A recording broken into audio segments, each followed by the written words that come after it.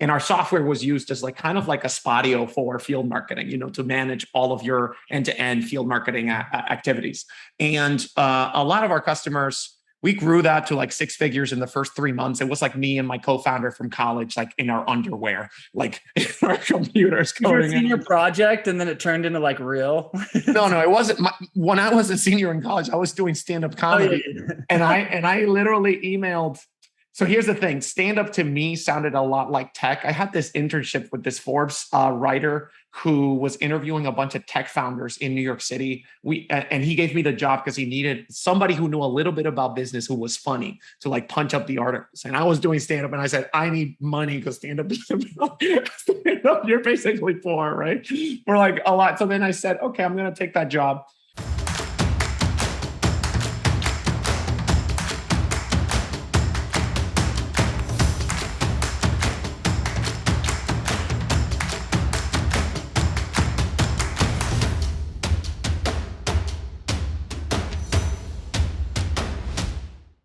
What's up, everybody? This is Sam TAGGART with the D2D Podcast, and I am so excited to welcome out one of our vendors. We have Rillavoice on this podcast, who's a platinum vendor at D2D Con, and they're making waves in the direct sales space when it comes to voice analytics. They just raised their $3.8 million in funding on the top 1,000 Forbes list, and Sebastian here is our guest. He is the founder and CEO of this amazing tech company. And I have so many things, but before we're going to dive into like just the speech and text and how to understand sales from analytics and data and recording, like I've been in the training space for 6 years now, and have thousands of students on our online training, but it's like there's a difference between go consume a video and actual like live hidden camera, like what did you do, record it, tell me, give me feedback.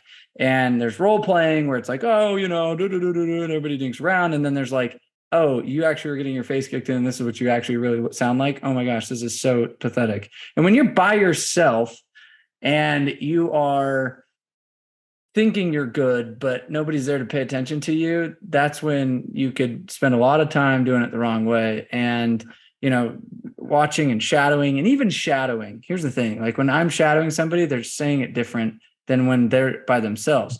When they're shadowing me, I'm saying it different because I'm like, oh, and then there's like these 6 people behind me. So I have to like cater my pitch a little different. So I'm super excited because I think this is disruptive technology I'm excited to talk about. And so guys, we have 90 vendors. So one of the biggest things at DoorCon that people don't realize is when they come, they get all these values through tech, through investments, through finance strategies, through recruiting, through marketing, all leads, all sorts of different opportunities to come and learn. And, the people that end up getting the platinum, there's only like 7 or 8 platinum. These guys are people that really found a niche in our space. So welcome out. Super excited to meet you in person and hang next week or whenever this podcast comes out. It should be soon before DoorCon. So if you're listening to this and you have not got your ticket, you're an idiot. It's January 12th when I'm filming this. Yeah. And you guys should be out here next week. They're throwing an after party as well. Tell us a little bit about the after party at some point. We're doing a cool after party with Spodio. We're gonna have drinks, food there. It's gonna be cool. So a lot of cool people hanging around. So yeah. So don't miss the after party. If you guys are gonna be there, if you're listening to this, if you haven't got your ticket, like I said, come out. If you're coming, go see their booth. But welcome to the show, Sebastian. Nice to have you. Thank you for having me on, man. I'm super excited. You know what? I hope you're excited to go from New York City, where it's cold and ugly, to Utah, where it's cold and beautiful because you have so much snow. This is the most snow. We have the most snow than any other ski resort in the whole entire country. So it's a fun cold versus an ugly cold in New York. Yeah. We actually, after D2D Con, our investors are hosting an annual gathering for like all their portfolio companies. So I'm staying for the Sundance Film Festival. And then on Sunday, we're going to go skiing as a company because we killed it last year. So it's like our little celebration. So we're going to go skiing. We're all going to Brighton. So if you want to go to Brighton. Oh, nice, dude. You need to hit me up. I'm just saying. I have no idea where we're going. Sunday. So anybody that wants to just come, I think it'd be so sick somehow. Like, how they do those like silent dance parties where you put your headphones in and everybody's listening to the same song. How cool would it be if somehow we could link everybody that's going and there's like an app that's like 100 people on a ski resort and you can like see where everybody is and like they should build that. You know what I mean? It's like a flash mob at one resort. We got like 200 people. We're all location GPS finding, like walkie-talkie on. It's wannabe Illuminati. I get it. Yeah. A bunch of millionaires together dancing to like just dancing. Yeah, we're just like all bodies. Oh, you're not part of the crew? Oh, not cool. Yeah. Get on the lift. You're like, are you in? I'm in. Yeah. It's like with the song. I get it. I love it. So you were a tech founder. What did you do before Rillavoice? It sounds like you've not just done this. You've been doing tech for a minute. Yeah. So I had before Rillavoice, I used to do stand-up comedy. You can actually look up my videos online because I went to college in New York. I said in my degree, it said I got a degree in data science, but that's all bullshit. I actually got my degree in doing shitty jokes in shitty bars in New York City. Because that's what I used to do. Stand-up comedy, like full-time. When you go to NYU, I went to NYU. It's basically like a daily decision of like, am I going to go to class or am I going to go to Urban Outfitters? And I picked the third choice, which was like become a stand-up comedian. So I just went. So what you're saying is everybody should go to your workshop because usually people that know and have that much stage time know how to actually present. Like you might. Oh yeah. I just literally do my stand-up. Yeah. I was like, man, make sure you guys check out his workshop, Sebastian at D2D. He's speaking. So. Now you give me more confidence because like half the vendors I'm like, okay, you're gonna get some dude that's some tech guy. No, dude. Like, so the data analytics, if you look at the curve right here, you're gonna see that marginal error, and I'm like, oh my gosh, nobody's gonna go to this workshop. I'm doing stand-up, man. That's why I'm literally doing my bit. I'm like, they're gonna do like a 20-minute bit. And then I'm going to talk about tech. I'm just doing stand-up. I love it. Oh, yeah. That's what I used to do before tech. Okay, so stand-up, then obviously you got this funny joke and you're like, I'm going to start a tech company. Everybody's like, ah, ha, ha. And then yeah, exactly. I was trying to find out what would be the thing that would annoy my parents the most, and stand-up kind of like they got what that was because we have like comedians in the DR. I'm from the Dominican Republic. So they got that, but they don't know what tech is down there. Like our tech is like, like trying to hook up like 2 plantains to a power plant and trying to make electricity. That's it. We don't have the tech industry down there. And so I was like, okay, I'm going to be a tech founder and that's going to piss off my parents more. And then I launched into tech. And so, but it was literally, I was just a stand-up comedian. That's what I used to do. There it is. So what got you the idea of starting Rillavoice? Like, I love interviewing entrepreneurs, especially young entrepreneurs. Yeah. And just kind of where the concept comes from. Because obviously, it's like for me to just randomly start a funeral home today would be weird. Like, you know what I mean? Like, what sounds interesting? Like you had to have some background in sales or something. Like there had to have been something that was like, I was doing this thing and then it like saw a hole in the marketplace and then. Yeah, totally. So my first company, it was a field marketing management software that I launched right after college with a $10,000 grant from NYU. And field marketing is kind of like field sales, but it's not sales, it's marketing. It's like you think of the Red Bull kids, with the uniforms and they go to college campuses and they give you Red Bull and they're all young and excited and like smiling, and people, and then they do field marketing. It's not for sales, it's for marketing for consumer brands. For tech brands, they do a lot of field marketing, and our software was used as like kind of like a Spodio for field marketing, to manage all of your end-to-end field marketing activities. And a lot of our customers, we grew that to like 6 figures in the first 3 months. It was like me and my co-founder from college, like in our underwear, like in our computers. Your senior project, and then it turned into like real. No, it wasn't. When I was a senior in college, I was doing stand-up comedy, and I literally emailed. So here's the thing. Stand-up to me sounded a lot like tech. I had this internship with this Forbes writer who was interviewing a bunch of tech founders in New York City. And he gave me the job because he needed somebody who knew a little bit about business who was funny to like punch up the articles. And I was doing stand-up and I said, I need money because stand-up is you're basically poor, right? For like a lot. So then I said, okay, I'm going to take that job.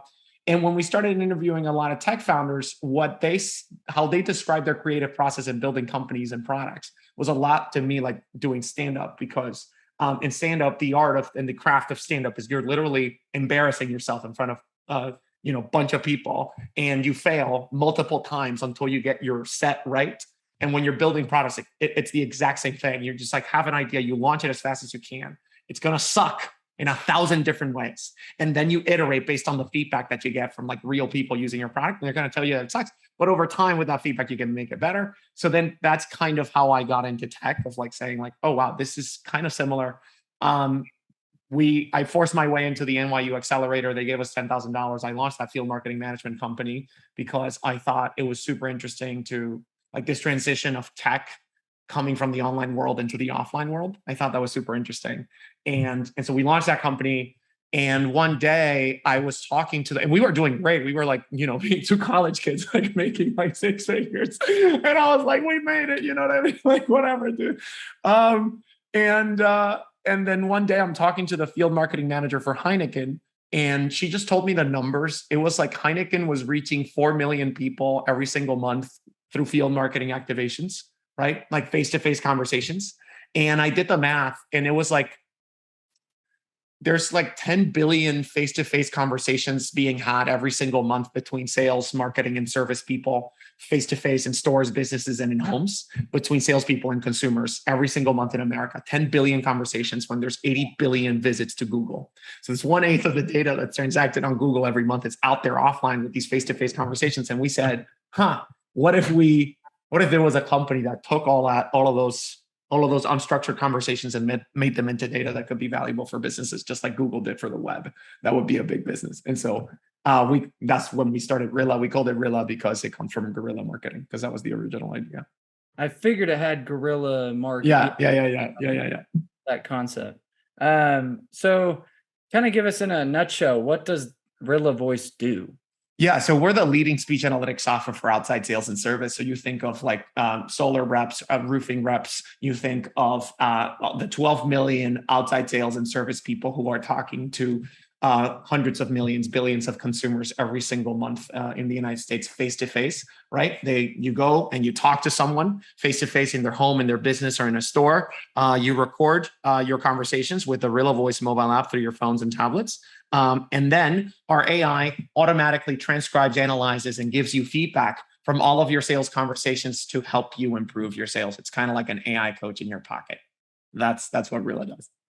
So how does it so I get the record, I get the transcribe. There's things like Temi that I use for like podcasts and stuff. And then there's the finding key moments and giving coaching through AI. That's the part that's interesting. So talk to me about that. Yeah, so there's a lot of transcription technology out there.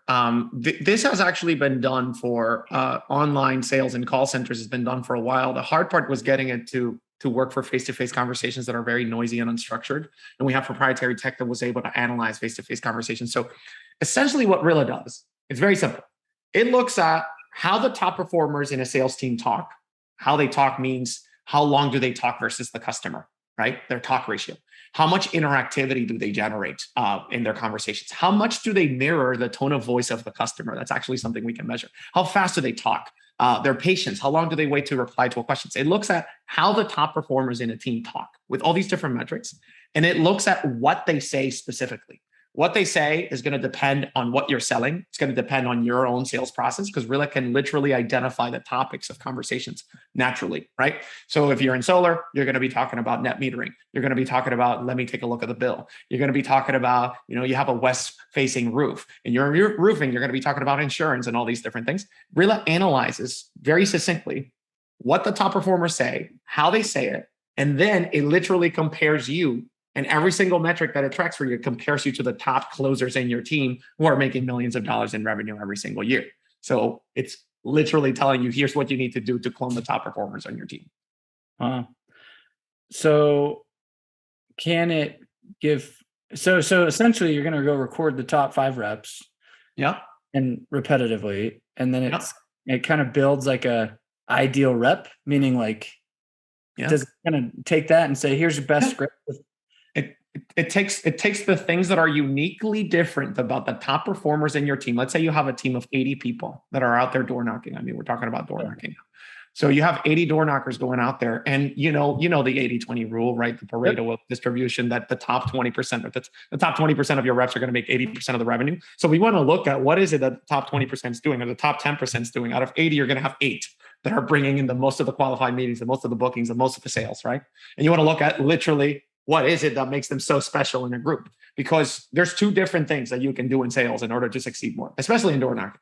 In door knocking, there's 2 things you can do. You can knock on more doors, so you can do more sales activity, right? Like you could just hustle more.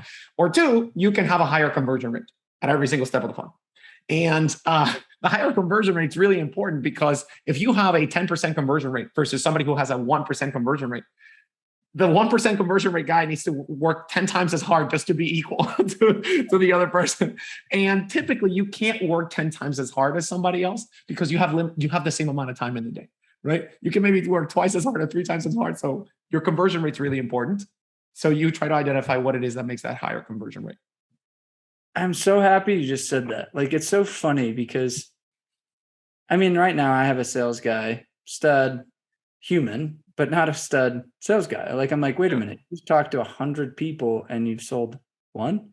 Yeah, 1%. Yeah, like I was just like, hold on, watch me pick up the phone. So I pick up the phone, I dial 1 customer, close him for $2,500. Dial a second customer, close it for $2,500.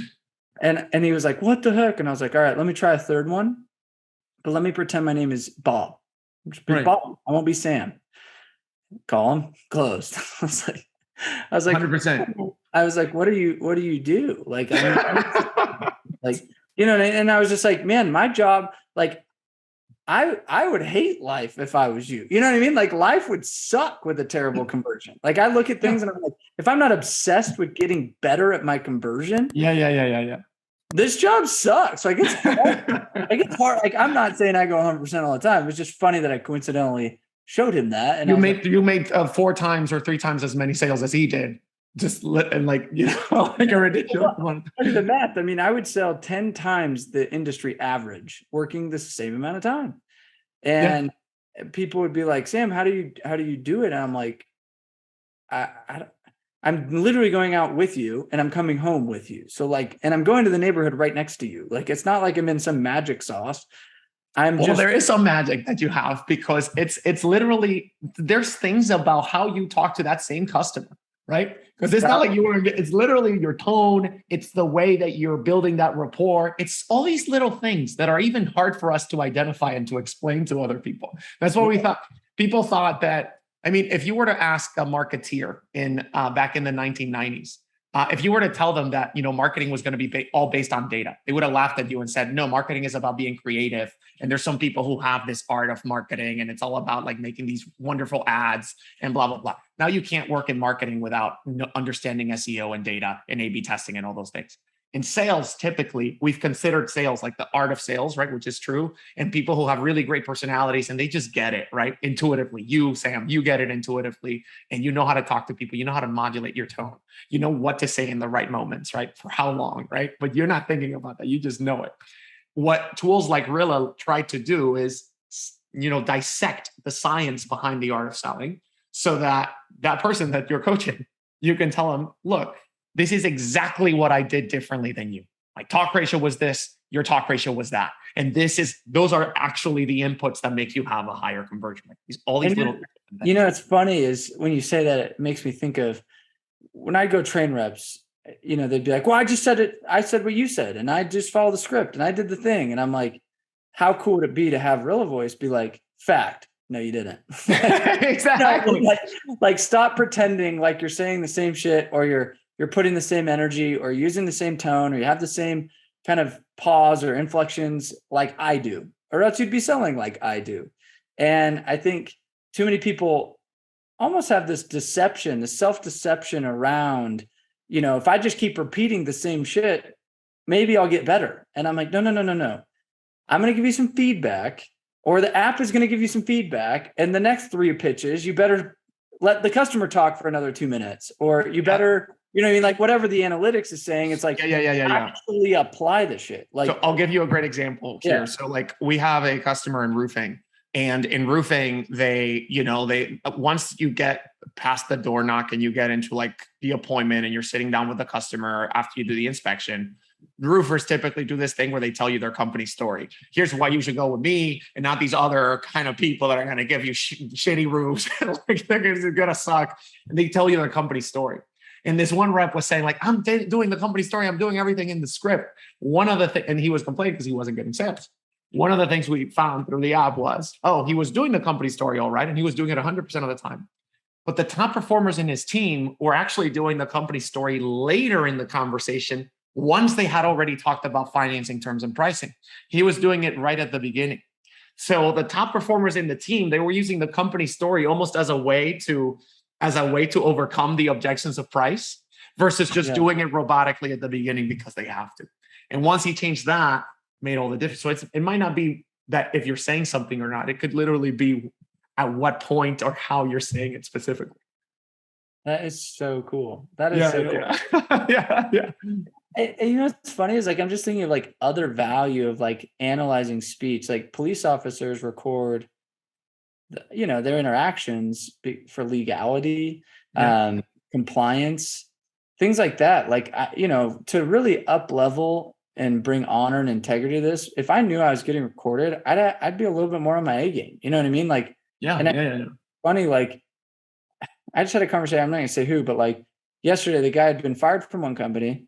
Then another company just had another debacle. And I'm just like, maybe you're the problem, dude. Like maybe you are shady. Like maybe you are shady. Like, let's just be real. Like there's some like elements of you've been fired now 3 times. Yeah. You're a top performer. Congratulations. But if I'm now, that company, if I'm the master company or the owner, before firing them, it'd be nice to be like, cool, I just listened to like 7 of your conversations and found these keywords that were all deceptive.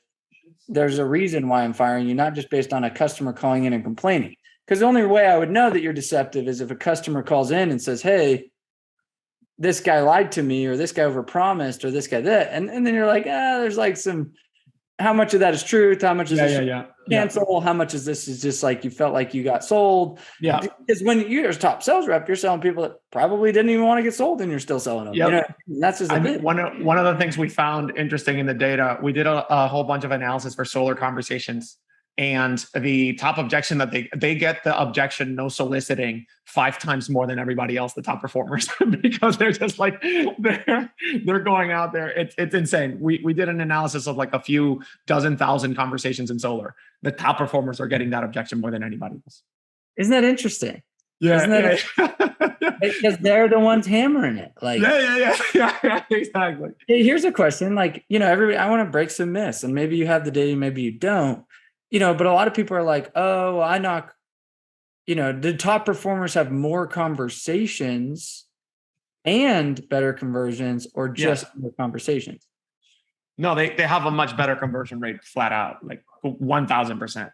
But I'm saying, is it because so how you're like, okay, you got to work harder, right? Not just be a better converter. But I found like I was having just as many conversations and converting at a higher rate. Yeah, absolutely. That a lot of the underperformers. And I was like, guys, I get just as many no, like I get a lot of no's. Yeah. But I guess if you had data on them. Yeah, I mean, like the top performers are typically, especially if you're in door knock, they're doing both, right? They're still going out there and maximizing their productive time, and they're knocking for as many hours as the top knock. They're doing that. But I mean, my point is, once you max it, and you should start there. I mean, if you're just lazy and you're not going out there, nothing's going to happen, right? So you should still do that. But my point is, there's a limited time in the day. So once you maximize the amount you're knocking, if that guy's knocking on 100 doors, that guy's working, right? He's not, but he's only converting 1 sale out of that. Yeah. There's working more is not going to help you there. It's just like you need to start devoting more attention into what you're doing, how you're doing it, so that you can maximize that time more productively. So here's kind of an interesting theme or thread. So D2DU, we have over 25,000 students that have gone through that thing. I mean, we have 300 plus companies, and I'm always like trying to help companies, managers better optimize using the tool. Because you can get a software. I mean, I have a couple software companies, and you have some people that use it every day, and some people that are like, oh yeah, what's my login? I haven't logged in 6 months, so I'm still paying. So what is the best practices you've seen from managers to take the data to use in their training meetings, one-on-ones, whatever that is, from like a leader's perspective? How do they best utilize this training or this information feedback? So one of the great things that Rilla does, Rilla is designed to give feedback automatically to reps based on data. It's like, think of like you're a professional athlete and you have a workout app or a sleep tracking metric that's tracking everything about your physiology, how many steps you're taking, how are you breathing. Professional athletes do this. They're tracking everything about their bodies to optimize it. The Rilla app is literally like a workout app not for your body, because the sport that you're playing, you don't play with your body, you play with your voices. So when managers go on Rilla and they coach reps, right? And they tell them like, hey, we call them virtual ride-alongs. They can go in, comment on specific key points in the conversation. That's basic, right? But once they give feedback to the rep, Rilla then starts reinforcing that feedback with automatically generated data and content that's geared towards those reps. So one of the things that we launched was like TikTok for sales, where reps, if Rilla knows that you're struggling with the, I'm not interested in solar objection, or my roof is fine objection, or my family's in roofing objection.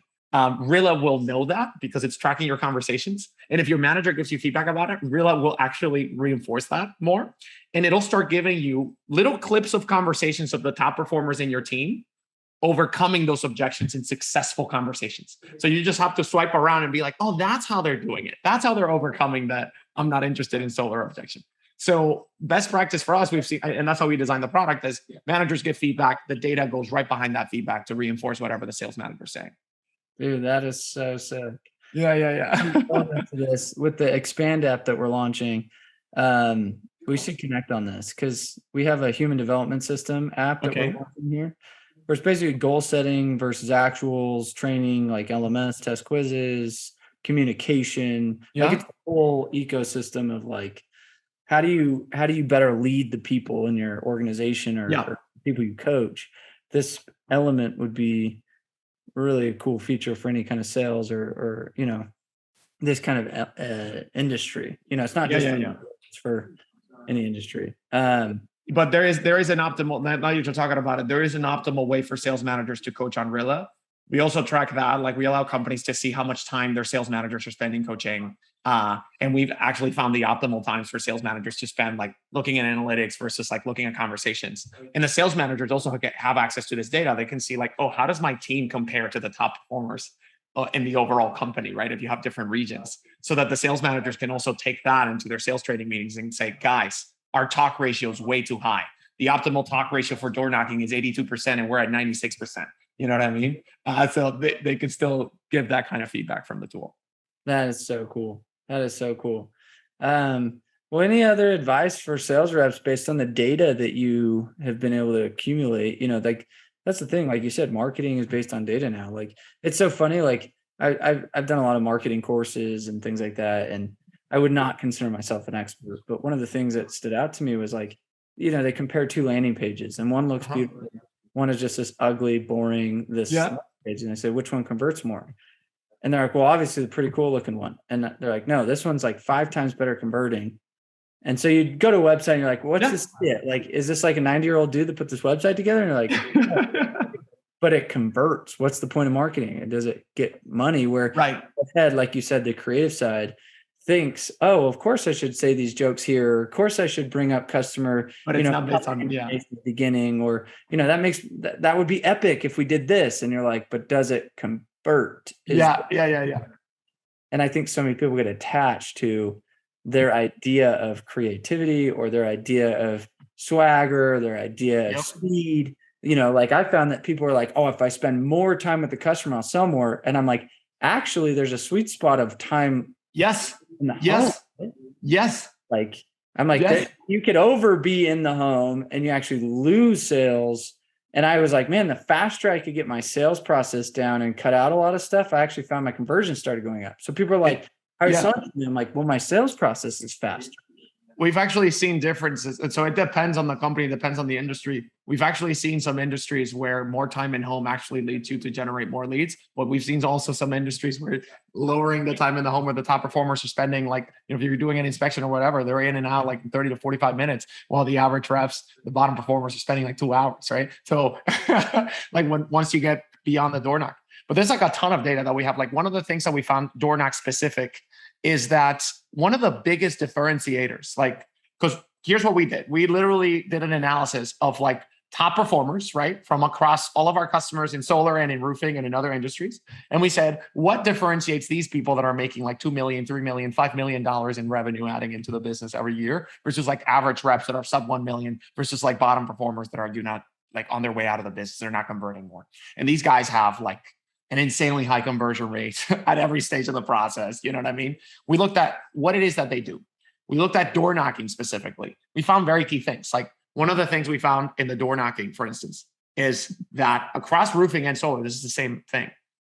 Roofing and solar people, the top performers are, when they do their door knock pitch, they are mentioning a problem, like solving a problem 2 times more on average than everybody else. 2 times more. What that means is that if you just lead your pitch with, I'm trying to solve a problem that you have, right? It makes you 2 times more likely to convert that customer, right? So if you're talking about that guy who's like, just by doing that, just by putting that into this pitch at the very beginning, in solar, it could be like, hey, I noticed you have a west-facing roof. And we're doing some, looking at some people, seeing how much they pay for their utility bill. And we think we could save you some money. That's solving a problem. Hey, I noticed you have a missing shingle on your roof. We're doing free inspections. And, that missing shingle can actually get you a really quick, inspection with the insurance and get you a whole new roof for free, right? Solving a problem, missing shingle, right? Identifying that there's a problem there. Top performers are doing that 2 times more on average than everybody else. And the other thing they're doing is they're qualifying the customer 2.5 times more on average than everybody else.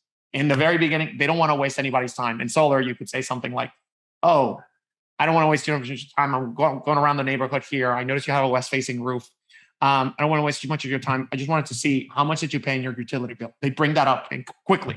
The average time for their door knock that's successful is actually 2 minutes and 30 seconds, by the way. Wow. 2 minutes in 2 minutes and 30 seconds, you have to be able to go from this person wants you to get the hell out of there to actually getting something. And the only way you're going to do that is identifying if there's a problem, right? Qualifying the customer to see if they have the need, and boom, and trying to close the deal then. And that's what they're doing 2.5 times and 2 times more on average than everybody else. Awesome. Qualifying, identifying a problem. Guys, nugget. Now you could either listen to this or you can put your notes and be like, I'm going to try that today. And I'm going to put problems into my pitch.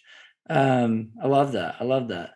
Well, Sebastian, this is so cool. And I'm so excited you're coming out next week. And like I said, come to Brighton with us on Sunday and we'll see at the park. You know what I mean? Like this is fun. And I'm excited to build this relationship. And guys, if you're listening, go give a review on whatever platform you're listening on right now. We love your feedback, or, give Sebastian a big shout out. And guys, go to rillavoice.com, RILLVOICE. RILLA. LLA. Yeah. I'm really good at spelling. Go check them out. Go set up a demo. Go see what it's about and see if this is something you guys could use. And I think it's such a powerful need that people need to train better. Like they just really need to train better. And I just laugh because everybody's like, Sam, how do I sell? I'm like, dude, how much time have you watched the videos? How much time are you training? How much feedback? How much coaching have you gotten? And I'm like, the hours spent in that is very big return, especially in our industry. So thanks, my man. And we'll see you next week, bro. Thank you, man. Appreciate it.